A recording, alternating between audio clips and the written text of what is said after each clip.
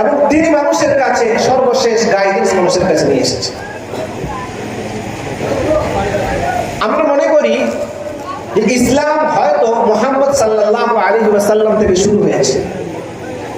ইসলাম কিন্তু মুহাম্মদ সাল্লাল্লাহু আলাইহি ওয়াসাল্লাম থেকে শুরু হয়নি, বরং ইসলাম মুহাম্মদ সাল্লাল্লাহু আলাইহি ওয়াসাল্লামের জীবনে সম্পূর্ণতা পেয়েছে।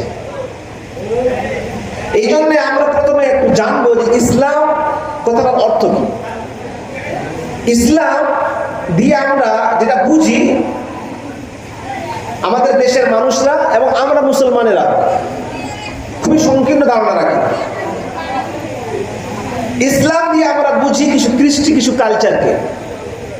যেমন শুক্রবারের দিন আসলে মসজিদে আজান হয়, মুসলমানরা টুপি পরে, পাঞ্জাবি পরে, নতুন কাপড় পরে মসজিদে যায়। বছরে 2 বার ঈদ আসে, একটা ঈদে পশু কুরবানি হয়, পশু জবাই হয়, আর একটা ঈদের আগে রমজানের রোজা রাখি, তারপরে মিষ্টি খাবার খাই দিয়ে ঈদগাহে মাঠে যায়। বিবাহের সময় হলে কিছু রীতি রেওয়াজ মুসলিমরা পালন করে। সন্তান হওয়ার পর 7 দিনে আকিকার একটা প্রথা পালিত হয়। ছেলে সন্তান হলে আর একটু বড় হলে তার খাতনা হয়। এইরকম কিছু কৃষ্টি কালচারকে মনে করি এটা হচ্ছে ইসলাম। বেশিরভাগ মুসলিমরাও এবং যারা আমাদের নন মুসলিম ভাইয়েরা আছেন আমাদের দেশে তারা। কিন্তু ইসলামকে যদি একটু বুঝতে হয়, তাহলে যেহেতু এটা একটা আরবি শব্দ, তাহলে সেখান থেকে বুঝতে হবে এবং এর ইতিহাসকেও জানতে হবে। এবং ইসলামের যেটা মেইন দুটি সোর্স, একটা হচ্ছে কোরআনে কারীম আর একটা হচ্ছে আল্লাহ রাসূল সাল্লাল্লাহু আলাইহি ওয়াসাল্লামের হাদিস। সেখানে কিভাবে বলা হয়েছে, সেখানে কোন শব্দ ব্যবহার করা হয়েছে, সেগুলোকে আমাদেরকে বুঝতে হবে। তাহলে ইসলামের সঠিক ধারণা আমাদের কাছে আসে।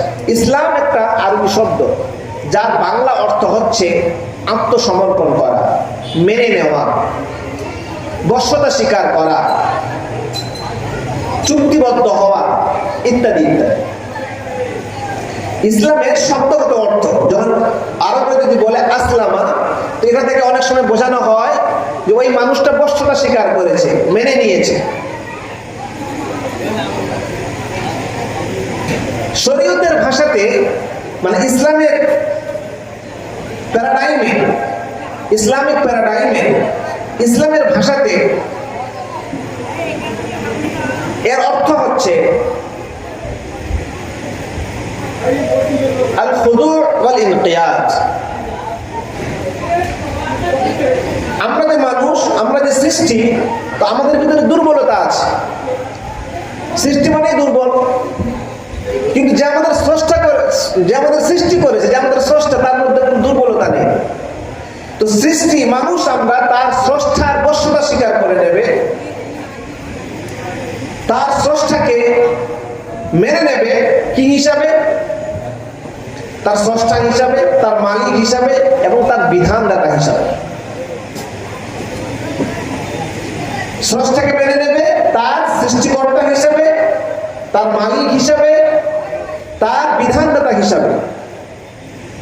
অর্থাৎ তার স্রষ্টা তাকে যেভাবে পরিচালিত হতে বলবে, পরিচালনা করবে, সে সেভাবেই নিজেকে পরিচালনা করবে। এর শাব্দিক, ইসলামের এটি হচ্ছে শাব্দিক অর্থ। কোরআনে আল্লাহ রাব্বুল আলামিন ইসলামকে বহু আয়াতে বর্ণনা করেছেন। 2-1টি আয়াত আমি আপনাদের সামনে তুলে ধরছি।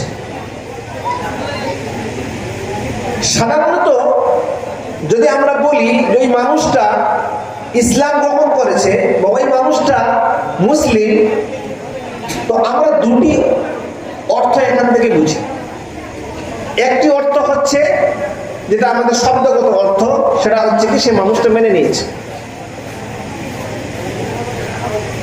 ওই মানুষটা ইসলাম গ্রহণ করেছে, মানে সে একজনকে, একটা সত্তাকে তার স্রষ্টা হিসেবে মেনে নিয়েছে, স্বীকার করেছে যে একজন আমার রব আছেন যার নাম হচ্ছে আল্লাহ, এবং সেই রব, সেই স্রষ্টা আমার, তিনি কোরআন অবতীর্ণ করেছেন গাইডেন্স হিসেবে, একজন নবী মুহাম্মদ মুস্তাফা সাল্লাল্লাহু আলাইহি ওয়াসাল্লামকে প্রেরণ করেছেন নবী হিসেবে, এটাকে সে স্বীকার করে নিয়েছে। এটা এক অর্থ। দ্বিতীয় আরেকটি অর্থ বোঝা যায় যে ওই মানুষটা তার হৃদয়ের ভিতরে স্রষ্টাকে তার রব হিসাবে, তার বিধানদাতা হিসাবে, তার মালিক হিসাবে মেনে নিয়েছে। এটাই হচ্ছে উবুদিয়্যাত, বশ্যতা স্বীকার করা। এই জন্য আল্লাহ রাব্বুল আলামিন কোরআনে কারীমে বলছেন, ক্বালাতিল আ'রাবু আমান্না কুল লাম তু'মিনু ওয়ালাকিন কুলু আসলামনা ওয়ালাম্মা ইয়াদখুলিল ঈমানু ফী কুলুবিকুম। আল্লাহ রাব্বুল আলামিন বলছেন, যারা মুহাম্মদ সাল্লাল্লাহু আলাইহি ওয়াসাল্লামের যুগে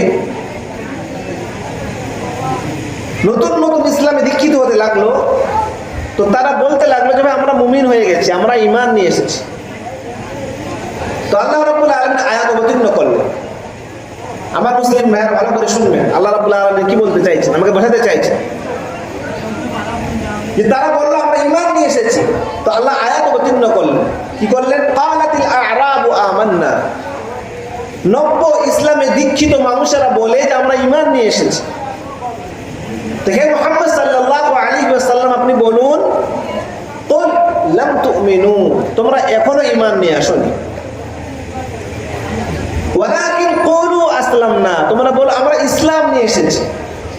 মানে তোমরা স্বীকারোক্তি দিয়েছো যে হ্যাঁ আল্লাহ একজন আছেন, তাকে আমরা রব হিসেবে মেনে নিয়েছি। মুহাম্মদ সাল্লাল্লাহু আলাইহি ওয়াসাল্লাম আপনাকে নবী হিসেবে মেনে নিয়েছি, কারণ আপনাকে দেখতেছি যে আপনি বিজয়ের পর বিজয় করছেন, মানুষের হৃদয়কে জয় করছেন, মানুষকে সৎ কাজের আদেশ করছেন। তো আপনাদের সব জিনিস দেখে মনের মধ্যে একটা বিশ্বাস আসতেছে, না আপনি সঠিক দিনেরই প্রচার করছেন। তো এই ধারণা আপনার মাথায় এসেছে, আপনি ইসলামে দীক্ষিত হয়েছে। ওয়ালাম্মা ইয়াদখুলুল ঈমানু ফী কুলুবিকুম, এখন ঈমান তোমাদের হৃদয়ে প্রবেশ করে। আমার মুসলিম ভাইরা, ঈমান যদি হৃদয়ে প্রবেশ করে তাহলে কি হবে?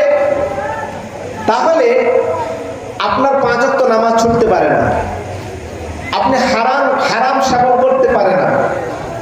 আর আজকে যখন আপনাকে দিন শোনার জন্য ডাকানো হয়েছে, এই মাহফিল খালি থাকতে পারে না। যুবকেরা রাত রাত জেগে মোবাইলের পর্দায় স্ক্রিন টেনে নোংরা ছবিতে মত্ত থাকতে পারে না। সমাজের যুবকেরা কোরআন শিখবে না, কোরআন পড়তে পারবে না, এটা হতে পারে না। মুসলিম সমাজের মহিলারা বেপরদা হয়ে রাস্তায় ঘোরাফেরা করবে, এটা হতে পারে না। তারা সুদ দেবে নেবে, এইরকম কার্যকলাপে তারা থাকতে পারে না। যার ঈমান হৃদয়ে প্রবেশ করেছে, যার ইসলাম হৃদয়কে ছুঁয়েছে, সে মানুষ কখনোই করতে পারে না, কারণ সে রবের বশ্যতা স্বীকার করেছে। কারা করছে? যারা আসলাম না, যারা সর্বত্র ইসলাম নিয়ে এসেছে। তাহলে এই আয়াত থেকে আর আমাদের কর্ম যদি দেখি, তাহলে বোঝা যাচ্ছে যে আমরা যারা মুসলিম আছি, তারা কিন্তু কোন মুসলিম? যে সবেমাত্র ইসলামে গ্রহণ করেছি, ইসলাম মেনে নিয়েছি, ইসলাম হৃদয়ে প্রবেশ করে। এবার কথা হলো, আজকে যে আমার টপিক, যে মুসলিমের জীবনে ইসলামী শিক্ষার গুরুত্ব। কোন মুসলিম? যেই মুসলিমের হৃদয়ের ভিতরে ঈমান প্রবেশ করেছে। যদি কোনো মুসলিম এমন হয় যার ভিতরে ইসলাম নেই, তার কাছে ইসলামী শিক্ষার কোনো গুরুত্ব নেই, তাহলে ওই মানুষটার কাছে আজকের আলোচনার কোনো প্রয়োজনীয়তা নেই। আর এই কথাগুলি বোঝাবার জন্য আমি আপনাদেরকে এতক্ষণ ধরে লম্বা কথাগুলি বলে চলে যাচ্ছি, যে আজকের যে বিষয়টার গুরুত্ব কার কাছে? ওটা ওই মানুষটার কাছে যার হৃদয় ইসলাম ছুঁয়েছে। যার হৃদয় ইসলাম ছয় নাই, যে তার জীবনের বাস্তবতা থেকে ওয়াকিবহাল নয়, যে তার লাইফের প্র্যাকটিক্যালিটিকে মানতে চায় না, ওই মানুষটার কাছে সুম্মুম বুকমুন উমিয়ুন ফাহুম লা ইয়ারজিউন। তারা কারা? আল্লাহ রাব্বুল আলামিন উপাধি দিচ্ছেন সুম্মুম, তারা বধির, উমিয়ুন, তারা অন্ধ, বুকমুন, তারা বোবা, লা ইয়ারজিউন, এরা হৃদয়কে বদ্ধ করে দিয়েছে, এরা চোখে অন্ধ হয়ে গেছে, এরা কানে বধির হয়ে গেছে। লা ইয়ারজিউন, এরা ফিরে আসবে না, এরা ফিরে আসবে না।